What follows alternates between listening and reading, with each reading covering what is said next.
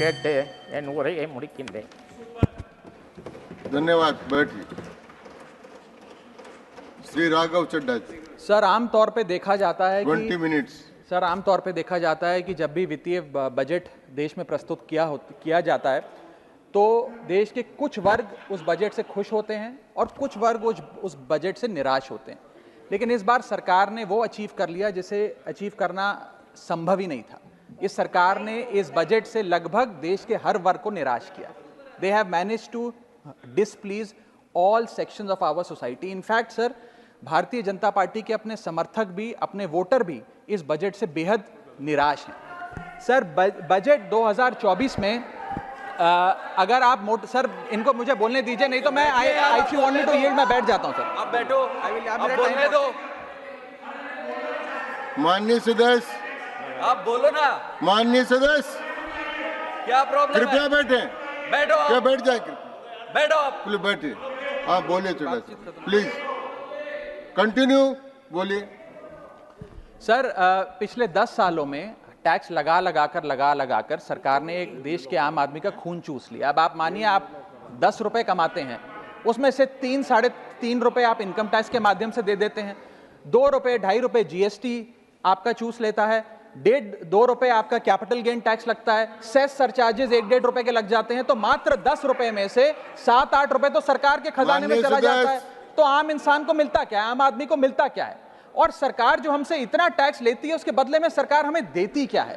कौन सी ऐसी अंतर्राष्ट्रीय सेवाएं, world class health care, education, transport सुविधाएं सरकार बदले में देशवासी को देती है? मैं ये भी पूछना चाहता हूं. इसीलिए आज मुझे ये कहने में बिल्कुल भी गुरेज नहीं है that sir we in India today pay taxes like England to get services like Somalia. Sir मैं अपने इस भाषण को सर 2 भाग में बांटूंगा. पहले भाग में मैं सर सरकार की इतनी दुर्दशा 2024 के चुनावों में क्यों हुई और आज की आर्थिक स्थिति क्या है उस पर बात करूंगा, और दूसरे भाग में कुछ सुझाव भी सरकार को दूंगा. सर पहले 2019 में भारतीय जनता पार्टी की 303 सीटें थी. देश की जनता ने उन सीटों पर 18% जीएसटी लगाकर इनको 240 सीटों पर ला खड़ा किया. सर इसके कई कारण बताए जाते हैं. कोई कहता है कि धर्म का कार्ड नहीं चला, कोई कहता है जातीय कारण है, तो कोई कहने लगता है कि टिकट डिस्ट्रीब्यूशन में कमी रही. सर ये सब ऊपरी कारण है. मैं 3 कारण बताता हूं जिस वजह से भारतीय जनता पार्टी की ये दुर्दशा हुई. पहला कारण है इकोनॉमी, दूसरा कारण है इकोनॉमी, और तीसरा कारण भी है इकोनॉमी. सुनिए प्लीज. ये सर मैं बैठ जाता हूं. ये राष्ट्रपति के अभिभाषण पर चर्चा नहीं है, ये आम बजट पर चर्चा है. माननीय राघव चड्ढा जी आपस में बात नहीं करें. माननीय राघव चड्ढा जी, ये राष्ट्रपति के अभिभाषण पर चर्चा नहीं है, ये आम बजट पर चर्चा. बोलिए आप. सर बजट पे आप बोलो. आप बजट पर बोलिए. आम बजट. सर अगर आपने मेरी पूरी बात सुनी होती तो शायद इतनी आपत्ति इन लोगों को ना होती. सर मैं यही कहना चाह रहा हूं कि कई कारण बताए जाते हैं चुनावी हार के, लेकिन मेरे मुताबिक 3 महत्वपूर्ण कारण है. पहला कारण इकोनॉमी, दूसरा कारण इकोनॉमी, और तीसरा कारण भी इकोनॉमी. मैं इकोनॉमी की बात कर रहा हूं, चुनावों की बात नहीं कर रहा. सर पहला कारण. सर मैं बैठ जाता हूं. सर इनको चिल्लाने दीजिए, मैं बैठ जाता हूं. सर माननीय सदस्य जब बैठिए, जब आपका समय आए तो आप बता देना दिल्ली में कैसे आ रहे. अभी उनको बोलने दीजिए. बोलिए. अभी उन्होंने बना दिया है. बोलिए. सर पहला कारण हार का है rural income and inflation. Sir Bharat की 60% से ज्यादा आबादी सर गांव में बसती है, लेकिन आज सर सर ये ठीक नहीं है. सर इनकी तबीयत खराब है. इनके पेट में क्यों दर्द हो रहा है? इनकी तबीयत खराब है. क्या दिक्कत है? इनके पेट में दर्द हो रहा है. इनकी तबीयत खराब है क्या सर? आज आप बैठिए. बैठ जाए माननीय सदस्य. कृपया बैठे. बैठ जाए मन. कृपया बैठे. बैठिए.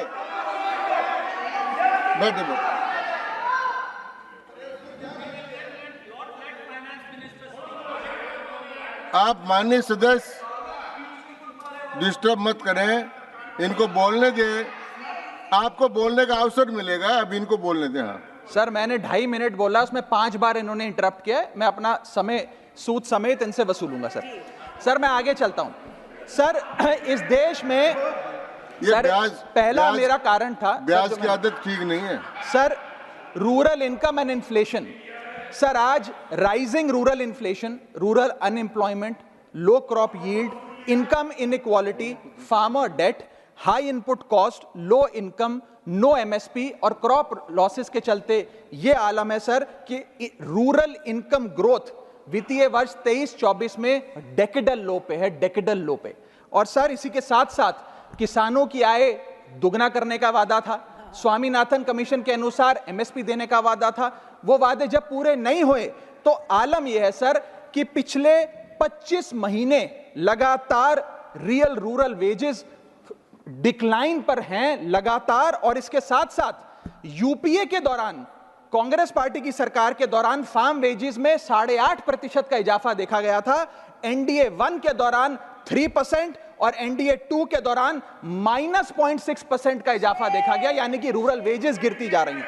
सर मैं ऐसे साधारण भाषा में समझाता हूं सर 2014 में एक दिहाड़ी मजदूर एक दिन की अपनी दिहाड़ी से 3 केजी अरहर की दाल खरीद सकता था सर आज वही दिहाड़ी मजदूर वर्ष 2024 में एक दिन की दिहाड़ी से 1.5 केजी अरहर दाल खरीद पा रहा है, यानी कि महंगाई भी बढ़ रही है और उसकी आमदनी भी घट रही है।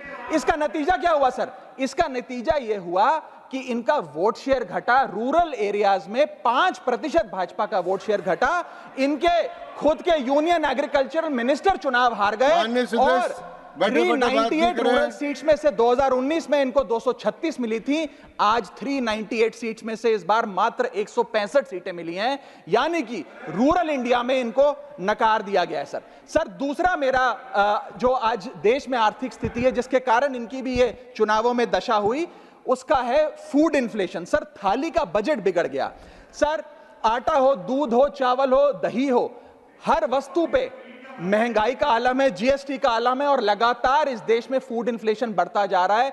9 से 9.5% के लगभग आसपास फूड इन्फ्लेशन मंडरा रही है सर इस देश में। और मैं पूछना चाहता हूं सरकार से कि वो कमोडिटीज जिसमें हम सेल्फ सफिशिएंट थे, वो कमोडिटीज जिसपे हम एक्सपोर्ट किया करते थे, उसमें कैसे महंगाई घुस गई? और अगर वो कमोडिटीज भी महंगी हो गई हैं तो उसका फायदा किसान को क्यों नहीं मिलता? वो सारा पैसा जा कहां रहा है? ये एक बड़ा महत्वपूर्ण सवाल है सर। आटा 2014 में 21 रुपए प्रति केजी बिका करता था, आज 42 रुपए प्रति केजी हो गया है। दूध 30 रुपए प्रति लीटर के आसपास बिका करता था वर्ष 2014 में, आज 2024 में 70 रुपए प्रति लीटर बिकता है सर। देसी घी 2014 में 300 रुपए प्रति केजी पे बिका करता था, आज 2024 में 675 रुपए प्रति केजी बिकता है। अरहर की दाल 80 रुपए प्रति केजी बिका करती थी 2014 में, आज 230 रुपए प्रति केजी बिक रही है। और न जाने कितनी वस्तुओं के दाम आसमान छू रहे हैं सर। और अगर यही रफ्तार रही महंगाई की तो जितनी रफ्तार से 303 से 240 पर आए हैं, उससे तेज रफ्तार से 240 से 120 पर आएंगे सर ये लोग। Sir third reason is unemployment, यानी कि बेरोजगारी। सर इनफॉर्मल सेक्टर हो या फॉर्मल सेक्टर हो, अनऑर्गेनाइज सेक्टर हो या ऑर्गेनाइज सेक्टर हो, हर जगह अनएम्प्लॉयमेंट है। और सीएमआई की रिपोर्ट यह बताती है कि अनएम्प्लॉयमेंट दर ऑर्गेनाइज सेक्टर की इस देश में 9.2% है। अनऑर्गेनाइज सेक्टर की तो बात ही भूल जाइए, ऑर्गेनाइज सेक्टर की अनएम्प्लॉयमेंट दर 9.2% है। और हम लोग अपने देश के ह्यूमन रिसोर्सेस को किस कागार पे लाकर खड़ा कर दिया है उसका आलम देखिए सर। उत्तर प्रदेश सरकार के सचिवालय में पीएन की पोस्ट के लिए 368 नौकरियां निकली, 23 लाख लोगों ने उसके लिए आवेदन पत्र दिए। इंडियन रेलवेज के ग्रुप डी एम्प्लॉइज में 63,000 पोस्ट निकली, उसके लिए 2.5 करोड़ लोगों ने आवेदन पत्र दिए। 2.5 करोड़ ऑस्ट्रेलिया की आबादी से भी ज्यादा है sir 9,900 constable post Bihar police निकालती है, उसके लिए 11 लाख आवेदन पत्र आते हैं। और सर सारी चीजें छोड़िए, महाराष्ट्र सचिवालय के कैंटीन में 12 वेटरों को भर्ती करने के लिए जब आवेदन पत्र मांगे गए तो 7,000 लोगों ने आवेदन पत्र दिए, जिसमें कई पोस्ट ग्रेजुएट्स और ग्रेजुएट्स भी शामिल थे। सर यह बेरोजगारी का आलम है। चौथा, की सेक्टर स्टैग्नेशन। जितने की सेक्टर्स हैं इस देश में, कंस्ट्रक्शन हो, ट्रेड हो, जो इंप्लॉयमेंट क्रिएट करते हैं, उसमें एक स्टैग्नेशन आता जा रहा है। और इंडस्ट्री का इन्वेस्टमेंट जिसे कहते हैं ग्रॉस फिक्स्ड कैपिटल फॉर्मेशन, वो लगातार घटती जा रही है। और मुझे बताते हुए दुख है कि न्यू प्राइवेट इन्वेस्टमेंट वित्तीय वर्ष 24-25 के पहले क्वार्टर में 25 ईयर लो पर आ खड़ी है, यानी कि निवेश नहीं कर रही है इंडस्ट्री आज भारत देश की।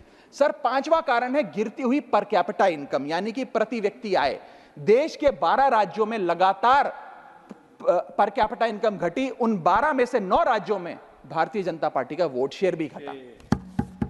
छठा कारण, decline in financial savings and rising debt burden on the Indian household, यानी कि एक औसतन भारतीय परिवार का कर्ज बढ़ता जा रहा है और उसकी सेविंग्स घटती जा रही हैं। फाइनेंशियली हम लोग फ्रेजाइल होते जा रहे हैं, और ये रिजर्व बैंक ऑफ इंडिया के गवर्नर ने खुद कहा कि सेविंग्स बैंक अकाउंट खातों में से सेविंग्स गायब होती नजर आ रही हैं। हमारा net financial savings to GDP ratio वो घट रहा है, हाउस होल्ड सेविंग्स वो घट रही हैं, और लगातार सेविंग्स में डिक्लाइन देखा गया। और मैं सिर्फ बुराई नहीं करना चाहता, मैं सुझाव भी देना चाहता हूं। मैं आने वाले अपने भाषण के भाग में 8-10 महत्वपूर्ण सुझाव भी सरकार के लिए लाया हूं। देश हित में, देश की अर्थव्यवस्था के हित में सुझाव देना चाहता हूं। पहला सुझाव, index minimum wages with inflation, यानी कि न्यूनतम मजदूरी आय को बढ़ती महंगाई के साथ जोड़िए। Ma'am, inflation erodes purchasing power. Inflation वो महंगाई वो दीमक है जो आपकी परचेजिंग पावर, आपकी संपत्ति को खा जाती है। इसीलिए आज मैं कहना चाहता हूं कि जैसे बेल्जियम जैसे देशों ने ऑटोमेटिक इंडेक्सेशन ऑफ वेजेस लागू किया है, उसी प्रकार हमारे देश में भी मिनिमम वेजेस की ऑटोमेटिक इंडेक्सेशन होनी चाहिए। और यहां मैं ये बताना चाहूंगा कि मेरे नेता अरविंद केजरीवाल जी ने, हमारी आम आदमी पार्टी की सरकार ने देश में सबसे ज्यादा मिनिमम वेजेस दिल्ली में देने का काम किया।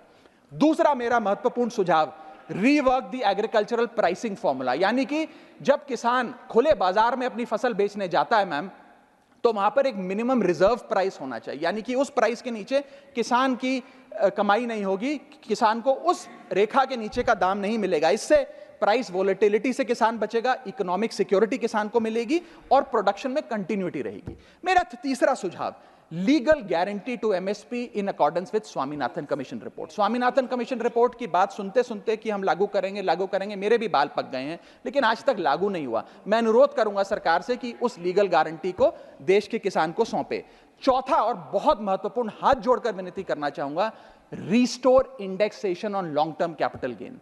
मैम, पूरे दुनिया में इन्वेस्टर्स को इन्वेस्टमेंट्स करने के लिए प्रमोट करने के लिए इंसेंटिवाइज किया जाता है। इस देश में इंडेक्सेशन हटाकर हम इन्वेस्टर क्लास को डिसइंसेंटिवाइज कर रहे हैं इन्वेस्ट करने के लिए। इंडेक्सेशन हटाना टैक्स लगाना नहीं है, इन्वेस्टर्स को पीनलाइज करने जैसा है।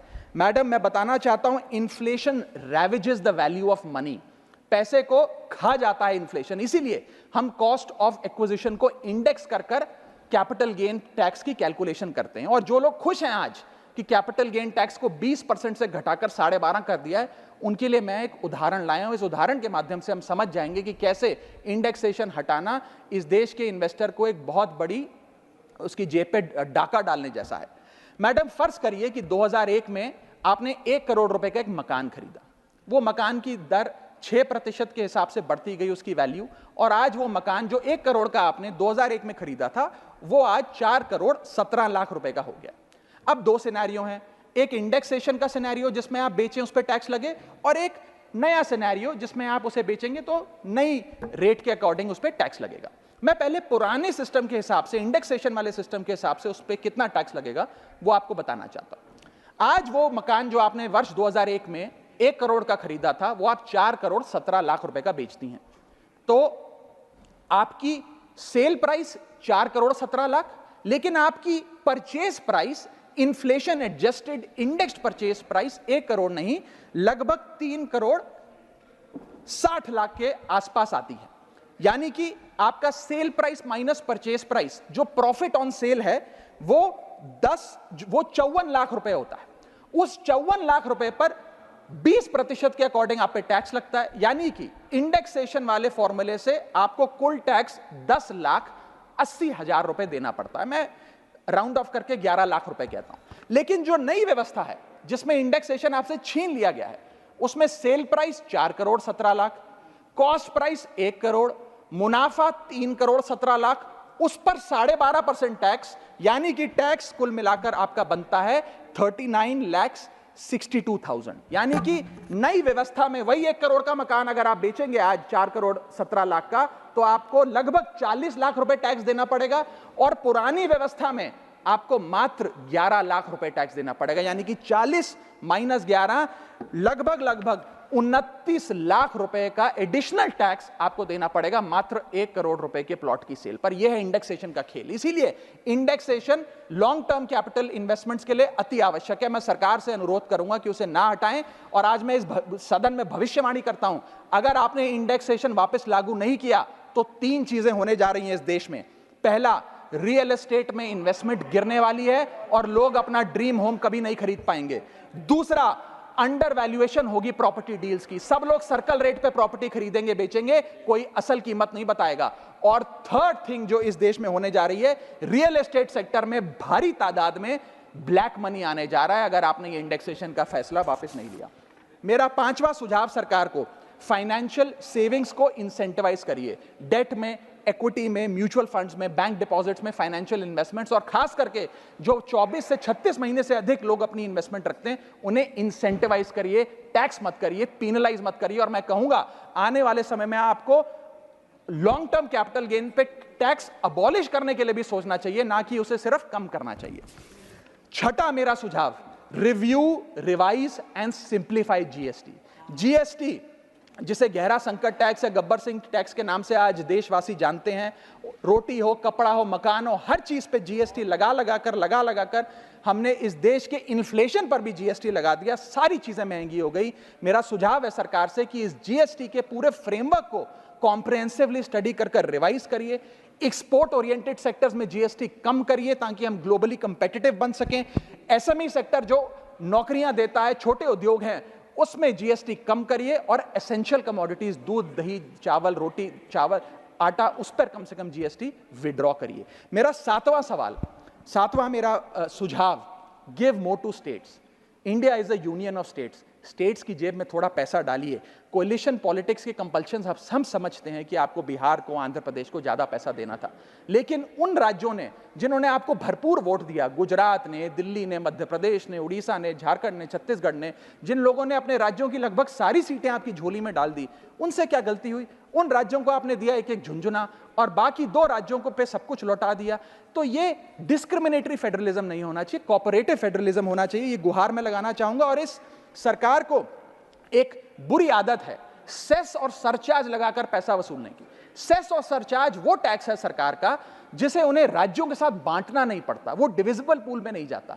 इसीलिए सरकार सेस और सरचार्ज लगा लगाकर आम आदमी से पैसा वसूलती है। मैडम, अगर केंद्र सरकार 100 रुपए कमाती है तो उसमें से 18 रुपए सेस और सरचार्ज के जरिए कमाती है, यानी कि मात्र 82 रुपए, 100 में से 18 हटा दीजिए, 82 रुपए डिविजिबल पूल में जाता है जो राज्यों में बांटा जाता है। 18 रुपए सीधा सरकार की जेब में जाता है। मैं अनुरोध करूंगा कि सेस और सरचार्ज की या तो इस प्रथा को बंद करें या वो भी डिविजिबल पूल में डालकर स्टेट्स के साथ बांटे। मेरा 8वां सुझाव, जीएसटी कॉम्पनसेशन जो राज्यों के लिए बंद कर दिया गया है उसे कम से कम 5 साल और दीजिए। कई ऐसे राज्य हैं, तमिलनाडु है, महाराष्ट्र है, पंजाब है, गुजरात है, जिनकी अर्थव्यवस्था आज जीएसटी कॉम्पनसेशन के पैरों पे खड़ी हुई है, जो आज हमारे बजट का 10 से 15% हिस्सा इनकम का जीएसटी कॉम्पनसेशन से आता है। मैं अनुरोध करना चाहूंगा सरकार से कि कम से कम 5 साल और जीएसटी कॉम्पनसेशन देकर इन राज्य सरकारों की मदद की जाए।